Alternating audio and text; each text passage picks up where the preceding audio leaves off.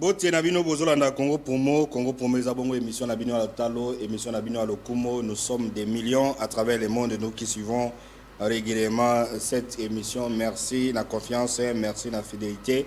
Tozawana pour la copie Sabino actualité Mboka, Oyo Italie, population congolaise, Ngaïna Komo qui va être. Au sommet de cette émission, nous allons vous montrer la remise de chèques de 30 millions de dollars du comité de gestion de la RVA, chèque remis pour le paiement des retraités. Bokolandango, na Congo Promo, il y a les lots. Et puis ça sera aussi une occasion pour nous. Voilà les chèques remis par le ministre. Ça, c'est le ministre du portefeuille qui remet au DG de la RVA. Et c'est ces derniers remet aux représentants des retraités. Donc nous allons en parler dans cette émission. Et puis il y a tant d'autres sujets que nous allons aborder au cours de cette émission Congo Promo. Nous allons également parler de cette réunion qui a eu lieu au niveau du Haut Commissariat des droits de l'homme des Nations Unies, où on a condamné le Rwanda, le M23 et tout ce qui agresse le pays. Vous allez suivre cet élément qui s'est tenu. C'est une grande conférence où tous les pays du monde sont derrière la République démocratique du Congo par rapport à la guerre d'agression. Comme d'habitude, tout à l'heure, comment qui va être Mbote ndiko Michel, mbote pe na ba téléspectateurs balandaka Congo Promo ba komisango vraiment ndenge bato balandaka banche Congo Promo comme un rendez-vous na bango biso to kopesa bango kaka ba merci. Voilà, to kopesa bango ba merci. L'actualité oblige. Nous allons d'abord demander à la réalisation de nous proposer ce qu'a été la réunion du Conseil des droits de l'homme des Nations Unies sur la situation en RDC. Voilà, donc on va revenir, donc l'élément arrive, mais entre-temps, comme qui va être semaine où sommet Salami, réunion à Nations Unies, au commissariat des Nations des droits de l'homme, tout ça, unanimement condamné Rwanda. Apparemment, on a l'impression qu'aujourd'hui, vraiment, la voix de la RDC s'est fait attendre, Babani Koyoka à cause de la RDC. Très bien, Deko Michel, il faut pas y avoir la RDC parce que bateau bazo kufa bazaba nyamate, et ça bateau. Bato on a besoin de contribuer à l'émergence, il y a monde, il y a mboka, il y a monde aussi. C'est-à-dire, tant que les Congolais baloba makambu, attends, naloba chaque fois que ce qu'on lingi koité, ndimamba ngunaye.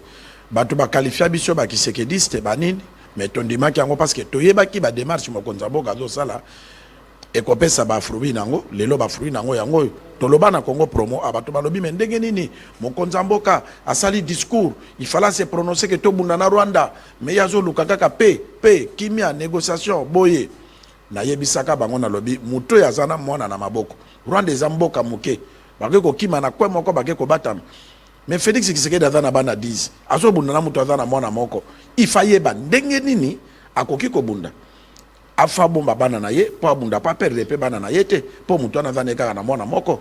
Lelo diplomatie Félix Tshisekedi et fouti. On m'a dit bah condamner Rwanda clair na droit de l'homme partout que non abomi batou a retiré parce que même ba téléphone auto ça là oyo richesse wana zo utana Congo ba Congo bango ba congolais bango moko kuna no ba bénéfice ya mboka na bango te boya kalisusu ko boma bango donc eza na chance te vous mona donc maloba oyo mboka oyo eza mboka ya Nzambe Nzamba okotika mboko kaka boyete na ndenge tozo loba eza faiblesse te ezali ke tozo kende penzambe akofuta biso na mokonza mboka na biso tokozwa kimia na mboka na biso parce que Congo eza ya ba congolais. Voilà, Congo et eza ya ba congolais. Il y a eu également dans le cadre diplomatique une réunion conjointe qui s'est tenue donc 5e session extraordinaire de la conférence des chefs d'État et des gouvernements de la communauté économique des États de l'Afrique centrale dans le cadre du Conseil de paix et de sécurité de l'Afrique centrale. Il y a eu cette déclaration de la conférence des chefs d'État et des gouvernements de la CAC réunis en Conseil de paix et de sécurité de l'Afrique centrale sur la situation en RDC et la situation humanitaire au niveau de l'Afrique centrale. Là aussi, on a condamné nommément le Rwanda, le M23 et autres pour donner raison à ce que vient de dire Koumou Kivet. Donc, diplomatie en Mboka, c'est-à-dire on peut récupérer les territoires perdus soit par la guerre ou par les négociations. C'est ce qui se passe maintenant en Ukraine. Le président Ukraine a dit que non, na Donbass, ça sera difficile pour nous récupérer ou bien Crimée. Mais avec la négociation, on peut récupérer. Donc, il y a les volets diplomatiques, il y a les volets militaires, les volets diplomatiques, ils pèsent à la Ganango, payent bien. Donc, comme vous avez dit là, c'est-à-dire que non, tu vas comprendre la situation de ça, on va bitumber qu'on résoudre. Mais, Makamusu, bitumber résoudre, et la communauté internationale, pression, pour gagner des causes. Des commissions dans le pays, pauvreté, ma castara kutu banzele zo kufa. Moi, to tungango ezate parce que ba moye vraiment ezate. Ezate que manque à volonté ba konzi. Mais ba moye ezate. Si ko ba détruire ba ville na guerre. Parce que dans la police, moi, quand on guerre, il faut qu'on bunda bo détruire après boye ko construire na ba moye nini. Alors, mon konzambo kazota la ba paramètres nyostu wana. Voie diplomatique et ça voie moko ya kitoko et puis ba comment on a que Félix Tshisekedi des artisans de la paix parce qu'il y a eu pouvoir na mundu kité. Bango ba combattre IDPS liti na bango mumba batika lo beta massa c'était akoya ko beta massa c'était pour na Kagame non kaka na voie diplomatique ndenga bundaka azwaka pouvoir ndenge pe na voie diplomatique Congo ekozonga mobimba okende ko Michel Congo ekozonga mobimba pe ba congolais ba komona ke toi na chef de l'état auto vota ki azali chef de l'état moko ya malamu parce que aboyi même congolais moko ata linza kelongo. Voilà, alors nous allons lire ces paragraphes 23 il y a réunion à la Bible. Nous condamnons fermement les groupes armés L23 soutenus par le Rwanda et l'enjoignons de cesser immédiatement sur son offensive et de quitter les territoires occupés illégalement et de respecter les couloirs humanitaires. Donc, cette fois-ci... Biloko balobi wana oza na raison de ngotangi, mais ezala malobate. Po bango bazandenge nini, mpako la kofefa, toza la pe sur na ngote, balobi, basite Rwanda, po na nini, po na mokonza mboka, chaque fois, na ba journaliste congolais, na ba congolais, baza ini, po na kolakisa ke mutazo bundisa biso eza Rwanda. On comprend, nalanda ki meme Kagame na France 24, interview moko na kotaki na site ya France 24, a komi azo imposer journaliste. Oh awa naza na parquete, pono banda kotuna nga ba question ya boye parce que batuna ke ba vraie question. Pourquoi oza ko agresser Congo? Yo za na mboka na yo, oza nde président ya Rwanda. Pourquoi oza ko agresser? Oh non, qu'est-ce qui prouve? Eza nde mutu azange. Donc o mona ke mutu azana nguba na munoko, au ko koloba te. Et pour dire que kaka ndenge ye moka zo zanga maloba ya koloba.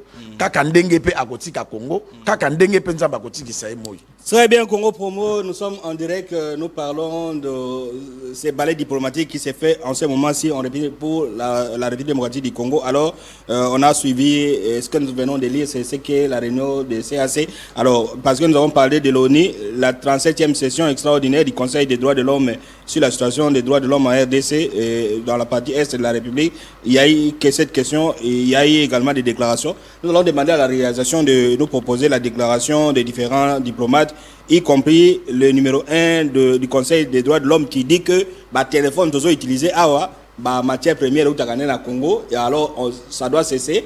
Suivons cet élément et puis on va revenir pour parler autre chose.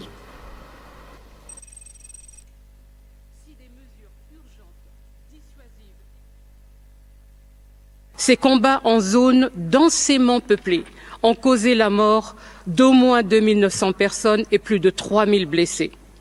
Les conséquences à moyen et long terme m'inquiètent, surtout la résurgence du choléra et le risque élevé de Mpox, l'interruption brusque de la scolarité des enfants et la multiplication des violences sexuelles liées au conflit et des violences basées sur le genre. J'étais toujours frappé par le fait que la population de l'Est souffre terriblement, tandis que beaucoup de produits qu'on consomme et qu'on utilise, comme le téléphone portable, sont nourris par les minéraux de l'Est. I again call on international community to advocate for humanitarian assistance to reach Goma immediately.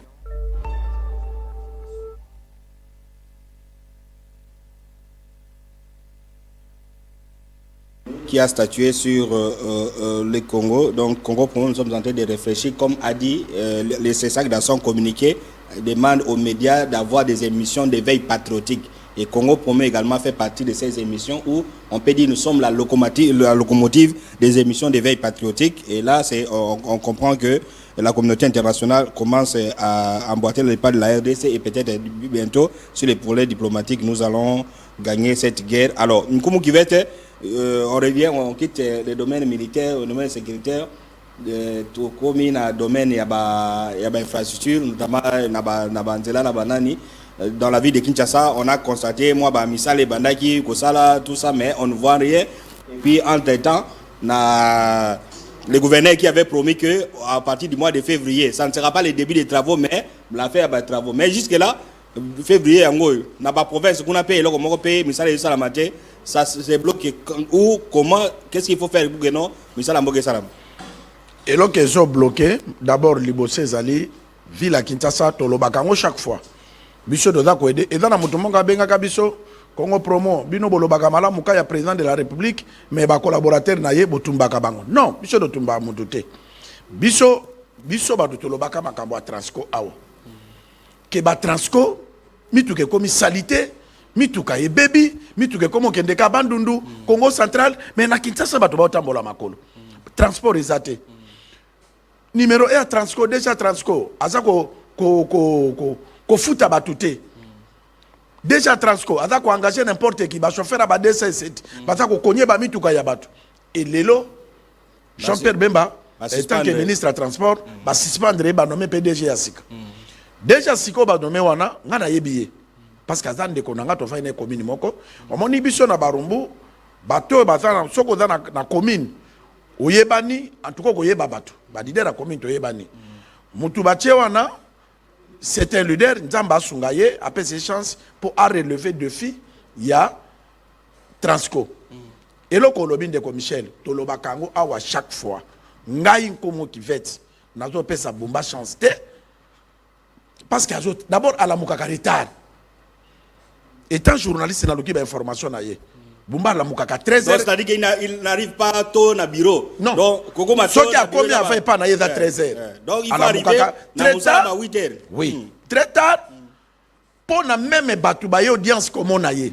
C'est très difficile pour na couper ça y est idée. Azamit. Donc, na yé na vice-gouverneur na yé musala na bango ezali ba kenda kotala ka ba pire. Soka yebi ke mutaza proche à chef de l'État. Nde ba ke kotala yé. Est-ce que mutu andengo wana toza sûr que dans la province de Kinshasa ezali Bumba a relevé des wana. Ils ont promis misala na février na koyebisa mokonzi mboka ilo côté. Tolobana yo awa balobaki na février ba komona ba inauguration il a fait ya ba travaux na ville à Kinshasa mais ata linzaka moko bandité. Tozomona kaka zo tumbaka ba mesa ba mama na balabala oui, c'est une très bonne chose. Pour na ba voix etika la polele, pour na ba sala misala. Mais misala ngo il fallait pas inaugurer mais tisiko soko keka na rompe ou les riao place wana bougumestre moko ta resisa ngo à part kaka sabuka limas mudarisita ngo papa na banda ko tia kiti place wana bakire mayezate mais lelo mutako kangote gouverneur avandi et l'autre côté donc assemblée provinciale au lieu ba sombrer province basa l'effort il dépend ça na bato maye les belé.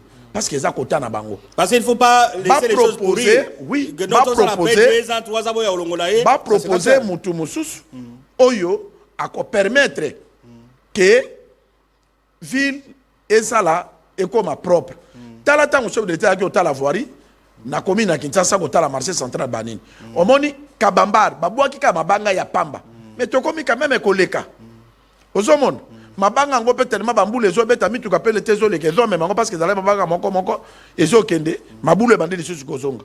Donc des commissaires pour na Kinshasa je pèse bien mes mots naza na problème na bombate mais naza kota la problème na ngana ye ezali vilo biso to fandi aza ko rassure biko comprendre sa biso va parce que ba ambassadeur ba yaka ba président ba yaka la chef de l'État awa ba ministre musupe ba yaka awa vile ezala kaka boy bamboka mususu biso no tokendaka na Égypte bokomi na Égypte bango moko nde ba proposer bino boketa la ba site est-ce que bokende na marché te boketa la nouveau ville te mais et pas na biso awa soko yambi mupai okomeme na sandu na nzela nini soki alingi kende kotala Barumbu akokota nzela nini akende kotala Lemba akotala nzela nini alongo aéroport ba moko fleuve Congo après azongi ozo comprendre or que bato il faut batala ka mboka na biso pona bayeba nini bakoyi kosala.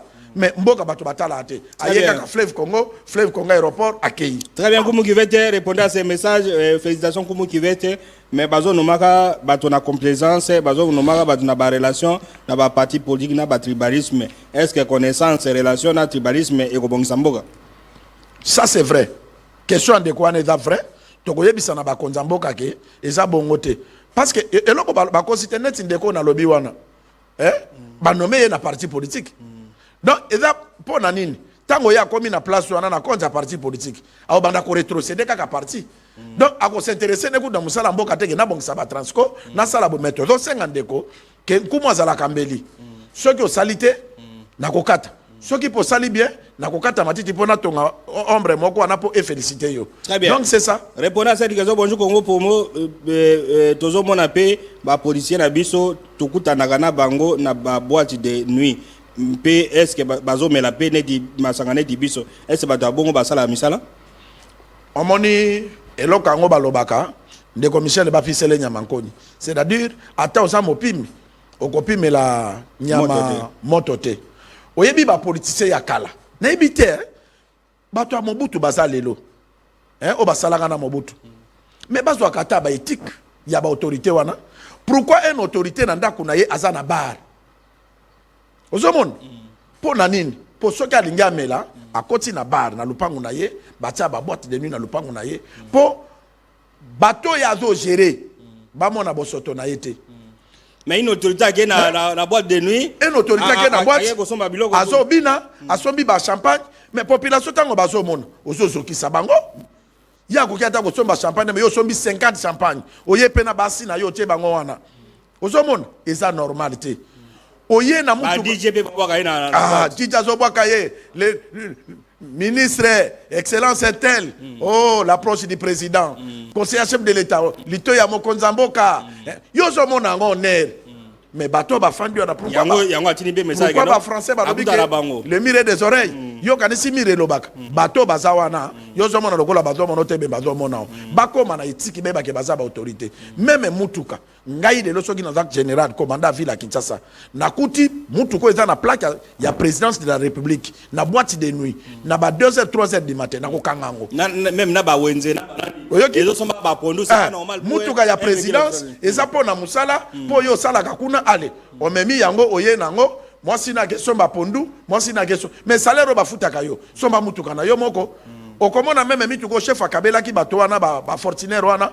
Ba mosu ba tia plaque ya présidence. Non. Yo eza mutuka ba pesi yo. Kende na DGI ou bien DGI o somba plaque. O tie plaque na yo. Ya cheka wana pona roulage akangate vignette de talaneti hôtel de ville. Normalement ndenge bumba akotaki soki azala ko organiser. Adinga sala nini? Mituka nyoso o eza na plaque ya hôtel de ville. Akanga yango parce que eza mituka hôtel de ville. Si. Vous comprenez? Et ça quoi apporter plaque immatriculation. Comment on a baquette ya KN. Oui. KN même baquette même pourquoi et ça quoi apporter immatriculation hôtel de ville or que ça mituka bato. Ça pas de sens. Muto sala ki na mandat yangobila. Si de l'autre bolaka na plaque hôtel de ville, ça contrôle. Il devrait ko kanga mituka wana eye ba conseil ya nommé sika. Après si bango ba mituka wana parce que ça na plaque hôtel de ville, ils a mituka hôtel de ville. Après muto na wanga na geno ils a hôtel de ville ngane na chaki plaque tout ça. Non, mais on a plaque hôtel de ville, les hôtels de ville. Wana ko pesa ba tout leçon que na ko ki jamais ko tricher na tia plaque hôtel de ville. Et ça na muso ya ko proposer nga tango na suimu mutuka na ngo muso asika wana. Ote kumu opesa nga kaka moi $20 na pesa matikila hôtel de ville. Na biso mon frère pesa est-ce que ngana sala hôtel de ville. Et ceux qui bakangi mutuka na ko justifier ni mutuka na ngeza yanga. Il faut na somba plaque. On comprend? Bilo l'état na biso place à cause mbongo azo monate. Mais mbongo ya mwana ezo yenga. Très bien ngumu qui veut dire l'état na biso place à cause mbongo surtout ils n'ont pas de bons collaborateurs. Quand on recrute pour tribalisme bato à compétence basali au sein de l'autre côté, vous voyez Babylone la taxe. La proposition là que vous venez de donner, c'est une bonne proposition. Tout le monde na Kinshasa, mutu gagnon sur KN. Au moins le ministère EPST. Ministère donc quelqu'un qui travaille na EPST, bah tirer dans les plaques d'immatriculation il y a EPST. Oh, ce sont des véhicules bah pesaka. C'est-à-dire il y a musala des véhicules de fonction sur le longwe bah. Des commissaires, oui, commandant ville Kinshasa sur longwa on a ni général nani wa munene wana nani oya ucho longwa. Wa dalaki na époque Kabila. Nani Kanyama? Non, Kanyama te. Allez-y, le nom va Oya munene. Nakei kotala major. Oleko. Nakei kotala major Mamboleo te. Nakei kotala major Mamboleo. Tango na komi na bureau major Mamboleo, général azobimi. Awa kena kasai wana. Abengi nga nkumu. Abi bonjour mon général. Ah, nkumu wana na chaki na liboso mutuka nanga laisser passer presse. À l'époque na na Congo web. Atali alobi nkumu longole eloko yo. Et Longino déjà, journaliste. Il ne faut pas faire ça. Où est-ce trafic? longolango soki bakangi yo nango baye na yo wana obomba mutuka na yo général Kasongo na lobby merci mon général na longola yango et puis il avait raison service nini ya agent qualifié ko kanga mutuka ya nkumu o ya yebi yango te et puis soki na sali contrefaçon ba ko kanga nga pona za congolais ozomon donc ba influence wana eza ko aider mboka te na ba tribali bato baza ba tribaliste ozo tribaliser la république ba pesio soko kele loko tala ndeko Michel et loko etikali ba longola bemba longola a suspendre DG ya Onatra abomi Onatra lokola longoli ya Transco et compétent monsieur wana na Onatra comment koko soit délice on peut sa Brazzaville eza ba preuve atuna ye ben ndiebe na moment on a na gare ben ndiebe bazotonga na gare centrale la kuna tout ça omoni na nzela mai wana ba concession Onatra ba buki yango bazotonga ba pesi ba indien ezalaka te. Très bien. Nous devons aider la République. Voilà. Batia battu à valeur ndenge très bientôt tozo la kisaba équipe et continue na RVA. Voilà. Tu sens que bateau bazo soutenir président de la République ba na vision ya Congo que Congo qui de liboso et ça très bien comme qui va être on revient dans le cadre de cette émission là où l'ONATRA a échoué, le comité de gestion de l'ONATRA a échoué par tribalisme, par incompétence. Par contre au niveau de la régie des voies aériennes RVA, c'est une réussite totale. Cette entreprise publique vient de payer à ses retraités 30 millions de dollars. Depuis la création de cette entreprise, il y a 53 ans, Mbala Liboso, comité de gestion, il faut d'abord retraiter Nabango. Ça, c'est l'un cas où l'entreprise publique va inspirer. Mais avant d'en parler, nous allons demander à la réalisation de nous proposer ce qu'a été cette cérémonie de la remise du chèque aux retraités, honneur, tout ça. Donc, ça, c'est le comité de gestion. Il y a RVA et avec le conseil d'administration RVA. Suivons d'abord les condensés de cet élément et puis on va revenir pour la suite de cette émission Congo Promo. Voilà. L'image est à la fois symbolique et historique. La régie des voies aériennes paye ses cadres et agents retraités une première depuis la création de l'entreprise il y a 53 ans grâce au management éclairé du directeur général Ngomamba Léonard, secondé par son DGA Louis-Blaise Londolé sous les orientations du conseil d'administration patronné par le professeur Trifonki Kemulumba. Un chèque de 30 millions de dollars américains pour le paiement de 709 personnes avant d'étendre l'opération aux autres agents restants. L'intérêt de la RVA situé en l'enceinte de la direction générale, plein comme œuf pour la circonstance. Le premier à prendre la parole, le représentant des retraités de la RVA, Prosper Chimanga, qui a félicité les nouveaux dirigeants de l'entreprise pour cet acte louable. Cette date du 6 février 2025 restera gravée dans la mémoire collective de nous, le retraité. Cependant, il a fallu que son Excellence, Monsieur le Président de la République, chef de l'État, Félix Antoine Tshisekedi Tshilombo, à qui nous rendons nos hommages le plus déférents, arrive au pouvoir pour que les retraités retrouvent le sourire. Qu'ils veuillent trouver ici l'expression de notre profonde reconnaissance. Par ailleurs, ce paiement a été rendu possible grâce à votre gouvernement, à travers leurs excellences, le vice-premier ministre des Transports et Voies de Communication, et le ministre du portefeuille, en passant par le conseil d'administration, sans oublier Monsieur le directeur général de la RVA, Léonard Ngomamba, l'oiseau rare de le président.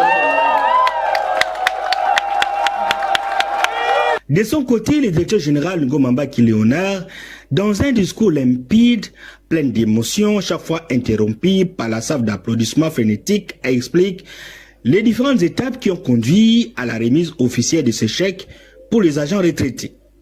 Avec la complicité du conseil d'administration et en synergie avec elle, nous nous sommes engagés à répondre aux attentes du chef de l'État en nous investissant dans la mise en place de nouveaux processus de gestion axés sur les performances et les résultats en exploitant toutes les possibilités de réduction des coûts et de la rationalisation des dépenses et des opérations ainsi que toutes les modalités de mise en œuvre des politiques décidées avec un mécanisme de suivi-évaluation.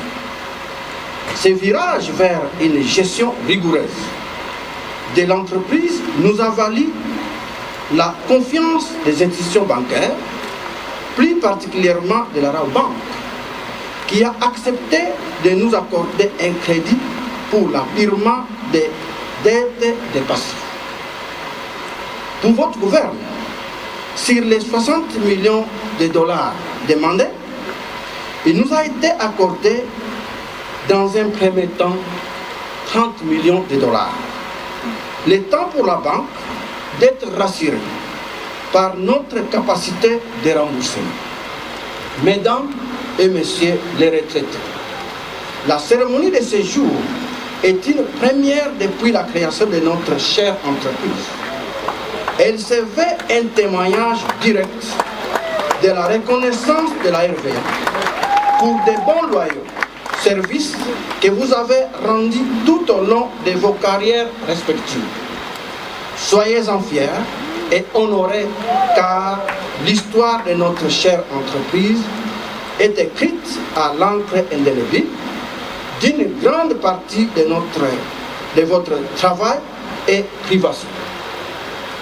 En cette solennelle occasion, je voudrais simplement dire à chacune et à chacun de vous que, par votre sens de responsabilité, votre travail, votre devoir et votre expérience, vous avez concouru à maintenir debout ces grands fournisseurs de services de la navigation aérienne qu'est la RVA. Cette régie de voies aériennes que beaucoup d'entre vous avez certainement rejoint alors que vous étiez encore à fleur d'âge. Au soir de votre parcours à la RVA et à l'ère de notre séparation, il ne nous reste qu'à vous souhaiter avec le même amour et dévouement dont vous avez fait montre vis-à-vis de cette entreprise, la Régie des voies aériennes, un bon repos pour les uns et une vie nouvelle réussie pour les autres. En ce qui nous concerne, nous saisissons cette opportunité pour vous recommander un bon usage, ainsi responsable et rationnel de vos comptes finaux respectifs, et vous souhaite plein succès dans votre paisible retraite. Puis s'en est suivi les tours du PCA Tréphon Kikemulumba.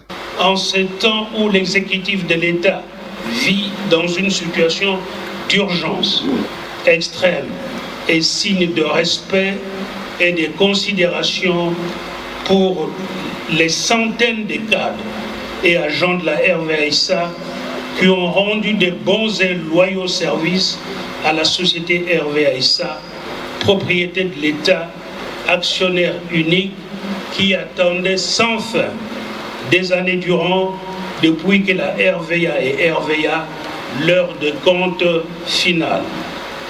Il y a ceux qui malheureusement ne sont plus de ce monde, mais qui sont représentés ce jour par leur succession, et que votre présence en ce lieu, Excellence Monsieur le ministre du Portefeuille, honore et réconforte en disant qu'enfin Dieu avait bien fait qu'ils aient travaillé à la RVA et ça. Le ministre du Portefeuille, Jean-Lucien Boussa Togba, représentant personnel de la première ministre empêché, tout en saluant et félicitant les conseils d'administration et la direction générale, a indiqué que la remise de ce chèque aux retraités est un acte d'espoir pour d'autres agents de la RVA qui travaillent aujourd'hui. Donc je tiens vivement à remercier donc, le conseil d'administration et le directeur général adjoint pour la manière dont ils ont très rapidement saisi la balle au bon, et aujourd'hui nous avons la réponse que nous attendions tous. Nous, gouvernement, nous, conseil d'administration et direction générale, surtout les retraités qui attendaient depuis de très très longues années. Donc c'est un grand jour. Je ne venais pas pour le discours, je venais pour l'action, remettre les chèques symboliques et m'assurer que tous les 700 et quelques agents vont effectivement se rendre compte que dans leur compte bancaire, les fonds compatibles à leurs droits vont être crédités. La RVA qui paie ses agents et cadres retraités est un exemple à suivre pour d'autres mandataires des entreprises du portefeuille de l'État. Voilà, de retour sur ce plateau de Congo Pomo, votre émission d'information, votre émission de proximité. Alors, Nkumu Kibeje, la RVA vient de payer plus de 700 personnes, Bajan Abango, 30 millions de dollars. C'est une première entreprise publique Namboka Oyo. Parce que ici, lorsqu'on parle de retraités, c'est la Banque mondiale.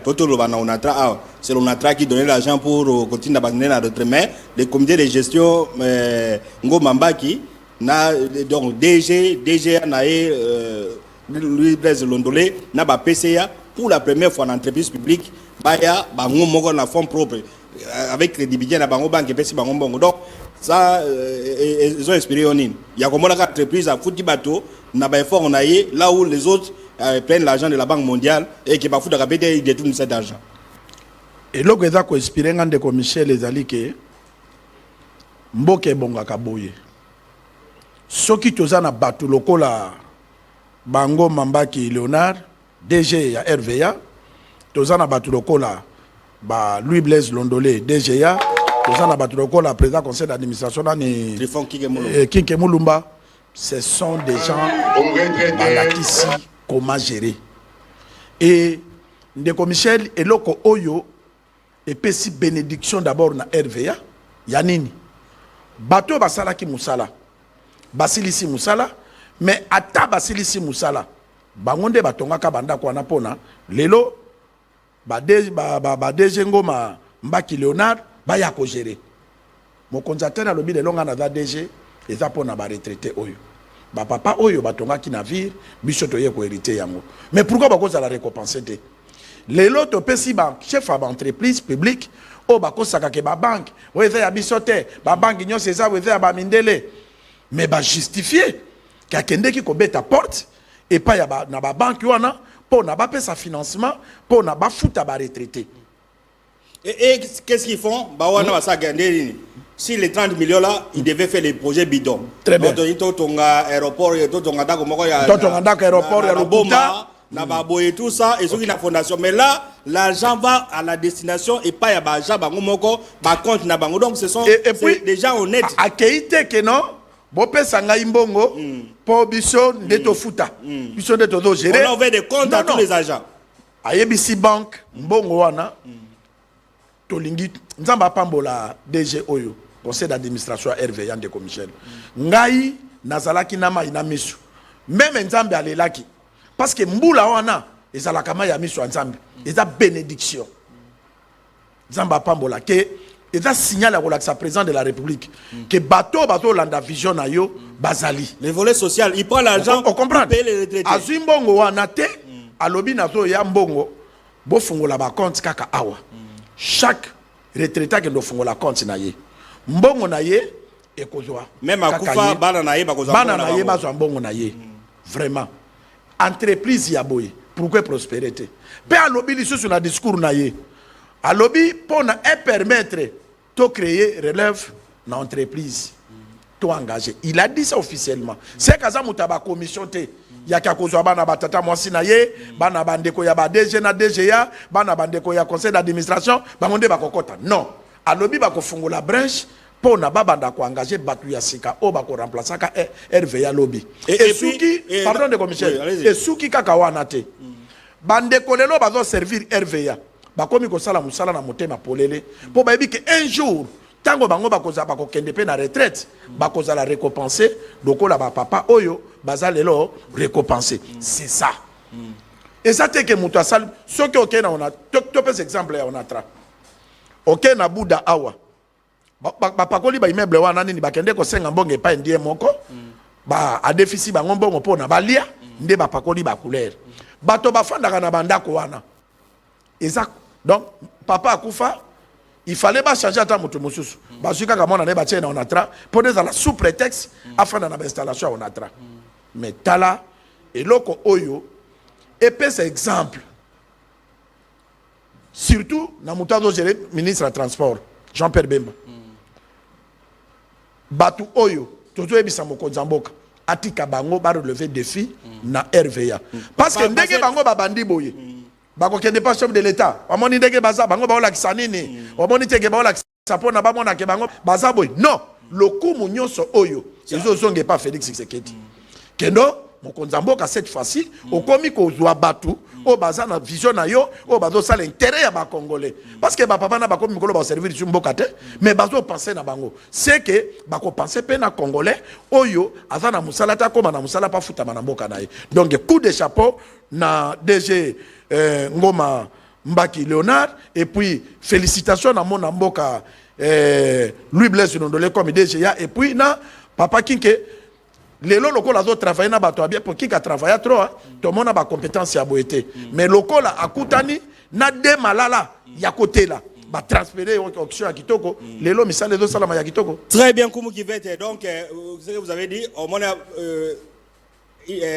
mandataire Asali Azuimbongo Aboy Asali Moussala alors les gens qui sont habitués à de corruption bah là-bas il y a beaucoup d'argent il va aller chez le chef de l'État mais je vois moi je dis ça, alors lui a fait la volonté du chef de l'État si c'était quelqu'un d'autre il aurait détourné cet argent mais comme ça la coûte social il y a battu ça donc coup de chapeau à ces comités de gestion longue vie à eux passe à la Moussala Boka et même on dit qu'ils ont fait beaucoup de choses et puis de Michel organisation ezalaki fantastique Patrick oerisre babashi soko za nango wana soko tali qualité même ya babashi oso mona ke bateau baza sérieux otali paysage décoration oye salama qui respect ya ba invité non voilà ce sont des gens ça c'est un comité de gestion modèle nani RVA a kamusinga na ndenge pe discours abeti basombi ba mituka oye ko mabakli na tarmac ba moderniser RVA partout tala sérieux okokende na entreprise mususu mona ba moi ba nini ya bikuse ya ba A3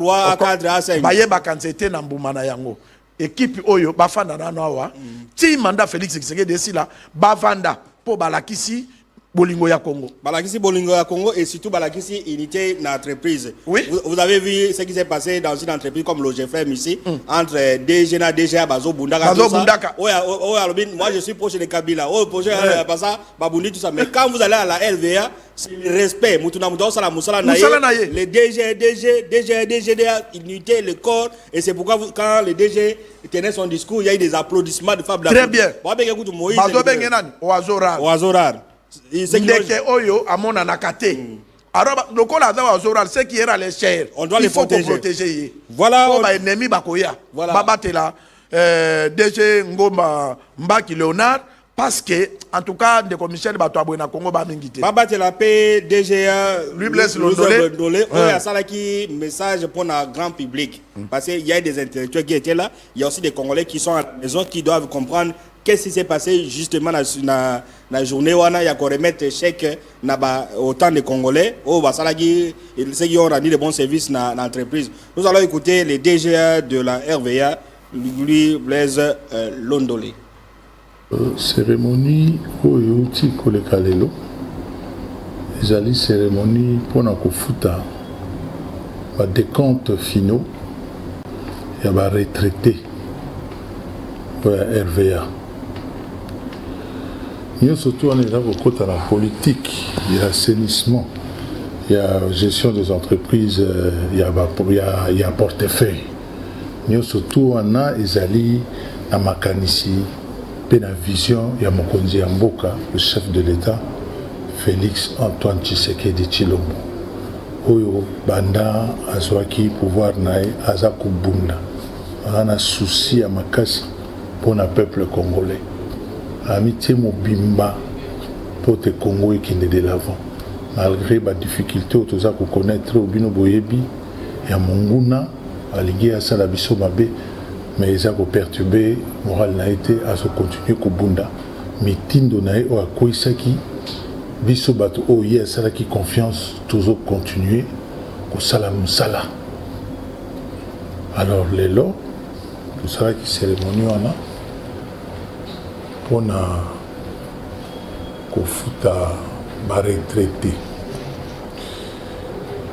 na bawa ou basala ki na RVA bango na bango tofuta bango. Lelo ezalaki cérémonie moko oyo ezalaki na mikakatano ebele. Mbula est dérangé car attend tolingi tobanda cérémonie mon pépé mbula kasi wana biso tozwi yango très positif. Ezalaki nde bénédiction tosali cérémonie wana na se ya mbula na ministre ya portefeuille, ministre na biso ya tutelle, excellence Jean-Lucien Boussa, na président ya conseil d'administration ya RVA, na directeur général ya RVA, na ngai moko directeur général adjoint RVA, to poleli mbula tozo sala cérémonie wana sous la pluie. Na bato nyonso ya RVA obayaki na bato to invitaki bavandi na se ya mbula to kosala cérémonie. Soko totali yango na liso ya bonkoko wana ezali bénédiction monene pe ezali délivrance na sens nini tozalaki na mbongo ya bato na maboko na biso bato basala na RVA bandakala bazalaki na besoin ya mbongo na bango po basisi mosala bakei ti bato mosusu bakufi batikali kozwa mosala na bango te na maboko. Kasi lelo na dynamisme ya direction générale na conseil d'administration oyo eza bongo likolo na biso esungi biso na makanisi ya bakonzi na biso ya likolo lelo toyi kokoma na étape oyo ya kozwa mosolo ya kofuta baretraité futi une partie c'est-à-dire mwa ndambo parce que mbongo nyonso esengeli kotofuta bango tobimisa tolongola bango complètement ezali 60 millions de dollars, donc exactement environ 57 millions. Et 57 millions on a ezali po efuta 945 personnes, c'est-à-dire bacadre na baagent bango nyonso ensemble. Banko indimaki salisa biso pesi biso mwa ndambo mosolo, c'est-à-dire au lieu de 60 tozwi 30 millions on a tofuti nango kobanda bato bazwaka mbongo moke mpe tokomata et permettre biso tofuta au moins 75,2% ya bato oyo biso tozo devoir mosolo. Parti oyo mosusu etikali tokokenda nango malembe mpo tosilisa makambo wana esila complètement. Na directeur général na ngai directeur général adjoint na conseil d'administration tokutaki na mikakatano makasi kasi mikakatano wana banda tokoti na bitumba ya biso ndenge tokotaki na bitumba tobundi lelo nzambe akomi kosala mwa ebele po te tokoka kolonga etumba oyo tokanaki tokoma nango ti na suka. Voilà Congo Promo, nous sommes en direct, vous êtes des millions à travers le monde, vous qui suivez Congo Promo en cet instant. Nous sommes sur TNT, nous sommes sur satellite, nous sommes sur les différents réseaux sociaux. C'est ce qui fait la force et la visibilité de Congo Promo. C'est l'émission la plus suivie à Kinshasa parce que nous diffusons 7 fois par semaine sur satellite et ce n'est pas donné à n'importe qui. Alors, on vient de suivre là, lui Blaise Londolé, il est DGA de la RVA et ça. Alors, comment qui va être Toyoki Ndeko DGA Londolé a expliqué population bien fondée mais on a assisté, on comprend qu'il y a un niveau, il y a une entreprise, unité zali, solidarité zali, batubaosa musala pona intérêt à mboka, intérêt pour amokozwa no maibango. Ndeko Michel ba téléspectateur na biso ba bike biso tozalaka bato a sentimenté. Tozalaka pe batu mutakoko manipuler biso te. Parce que lelo biso tozana un brevet de mérite signé par le président de la République dans le moment de la campagne, tant que brevet de mérite, il y a Team 20. signé par Félix Antoine Tshisekedi Tshilombo. C'est-à-dire tout ça bato sentimenté. Soki tozo la kisa mokonzi mboka.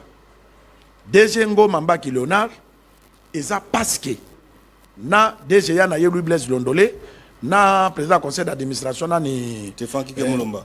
Kike Mulumba batika équipe oyo eza sentiment de Michel. Et loko basali oyo banda Congo ezala Congo et salamate.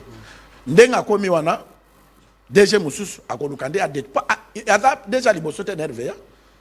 On a vu avant lui, Prof Okana, Jean Assissé, Abdallah Bilenge, tout ça, une cinquantaine de DG, mais c'est pour la première fois. Mais nani oya sala, bango ba okende kutu, ba musuku ba wana ba bis ya RVA, et comme ya ye, ba détruire, mais bango ba yende ko renaître entreprise, ko pèse entreprise valeur, o ba sali oyo, eza pona, parce que ba papa na so ba zimbo na bango te, bango bandole lat, biso mato mona passe na société nzambe ko pambola société yote mais l'état a fungoli nzela Ngoma Mbaki Léonard DG a fungoli nzela et puis ba travailler au balai bazo se blague non la tour na bango ils seront bien servis. Oui ba papa wana bazo lobani ba bango nde bazo betele maboko Moïse Oazoral bénédiction ezaya DGT ou bien DGAT ou bien ya PCAT.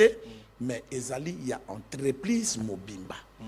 Okomona tala bauti na manda na bango basali biloka be bauti ko inaugurer aéroport à Mamboka. Soki nzamba sungi Congo promet ko kitana Kisangani pona tola kisaba. Donc après l'inauguration misala siko aéroport que ça matenge ni cosmétique des présidents zakube msa esala. OK. Est-ce que eza fréquent ba viezo kita bani Congo promet ko zala kuna? Tokende kotala lisu parce que batu ya boye lokola ba Léonard Mbaki baza batu ya protéger bango. Voilà. Toyebi mboka na biso balingaka batu ya malamu te. Bakokende pas sur de l'état mokonza mboka. Oh boy to si tolobela kiango.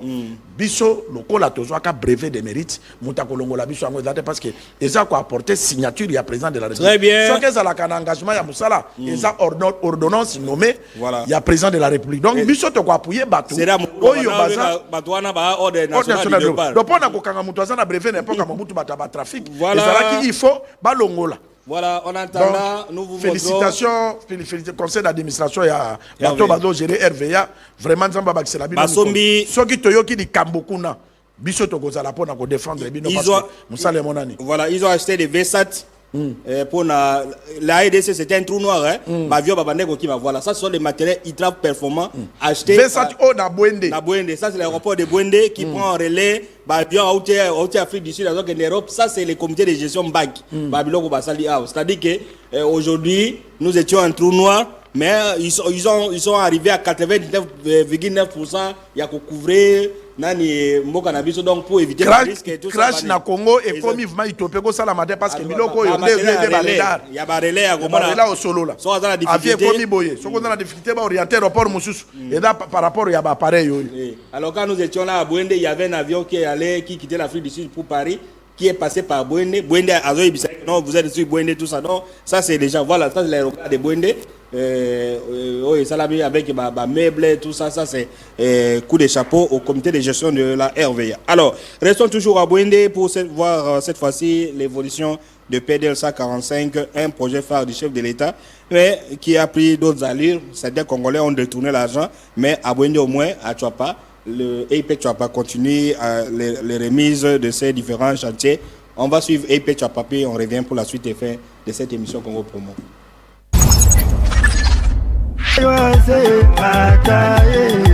Sanga docteur Johnny Konakaye kataye Sangisa kanito yoaze kata kitoko Chasi Mungala papa na shidete bali ya mama Chantal Ungo weta teka matini kwa kataye Ukonye abana bato panyoso kataye Alingaka komona moninga na pasite kataye Docteur atona na bobo tebele kataye Sikana liko chinota kamponda okari ya Eja pichuko kila bonise ka ilumbu bomoka mama nene Iendike nginya papikake Voilà, ça c'est EIP Tchouapa. Alors on revient pour la suite et fait de cette émission Congo Promo. Comme qui va être Tolandi RVA, Tolandi Makambo ya Po Mboka Ndenge communauté internationale ba komisi ma Congo Qu'est-ce que vous allez dire par rapport à ça? Et nous rappelons que le lundi prochain, nous allons revenir sur la gestion des entreprises publiques. Parce que ça c'est un exemple qui doit inspirer certaines entreprises. Donc là, ça sera une émission à téléphone ouvert sur la gestion d'entreprises publiques. Est-ce que nous ne pouvons pas avoir des mots mandataires? Est-ce que pour entrer dans une entreprise, il faut un tribalisme, il faut un copinage, etc. Vous avez les derniers mots. Très bien, de Michel, on m'a dit Félix Tshisekedi est tribaliste, bato gérer l'entreprise publique, et Zakaka, Baluba Boy, RVA Oyo, DG Aza Congo Central, DGA Aza Chouapa, dans l'Équateur, PCA Aza Bandundu. On comprend? Et différence ces années, Batu Oyo, balakisi différence. Au cause de la Kassaye, ce qu'on travaillait bien. Quand on a un conseil de Gonanga Kassaye, ce qu'on j'y poste. Travailler distingué pour honorer chef. Parce que mon Konzamboka nommé. Et ne font pas. Bon, ça va bon parce qu'il sera protégé. Mon Konzamboka mais regardez d'autres. C'est-à-dire que là, on protège les postes, on protège le président. Oui, mon Konzamboka nommé yo anate pour Nakasai. A nommé yo pour za Congolais. Mais yo ko profiter te pour za Kassaïen. Ou do fingisane mon Konzamboka. Et loko oyo bandeko ya RVA basali. Bandeko ya Félix Tshisekedi nde bango yo. Pour bango bazo sa la vision na ye. Congolais a voté Félix Tshisekedi pour une entreprise et mata pour une misala et mata muto ya ko ceux qui va payer sur fonction et dans mon Konzamboka a la confiance d'ailleurs mais ceux qui au sali biloko ya boy véritable ndeka Félix Tshisekedi o ngana moni na ko bon qui fait ezali conseil d'adim bateau bazo gérer le RVA ne bande ko chef de l'état parce que baza ko ça la vision à mon Konzamboka parce que kuna balobi nini eloka boye pour salama il fallait que Félix Tshisekedi dans bokonzi et puis a nommé Batu Oyo pour Nalelo ba honorer ba retraité Oyo ba honorer ce que na maboka Félix donc lo bakake nkomuna de commission biso de la mission bali to tiola ka butu moy pour na kolakisa mokonza mboka batu ya malamu pour na kolakisa pe mokonza mboka batu ya mabe o bazo mériter baza na ba poste de parce que bazo ngisa mboka sim. Voilà bazo ngisa mboka sim. Donc le lundi prochain lundi nous aurons une émission sur la gestion des entreprises publiques. Vous avez dit même Jésus lui-même quand on est venu lui dire que non vos frères et sœurs sont venus te chercher, dire frères et sœurs, c'est ceux qui écoutent la parole de Dieu et les met en pratique. Donc, Kolobatek est passé, moi je suis Kassaye, je suis frère du président. Un frère du président, un mandataire, la vision du président, c'est lui là. Et toi aussi, il ne faut pas aller non plus au Bakuba, oh non, moi je devais être là. Comme ils ont donné l'argent, peut-être il y a beaucoup d'argent. Non, reste là où tu es ou fais mieux que les autres. Voilà. On se retrouve le lundi prochain en direct sur Canal+, sur TNT et sur les réseaux sociaux. Santé de faire à toutes et à tous. Elimo TV. Voilà, allez sur Elimo TV, notre chaîne YouTube, pour avoir plus d'informations. Au revoir. Au revoir.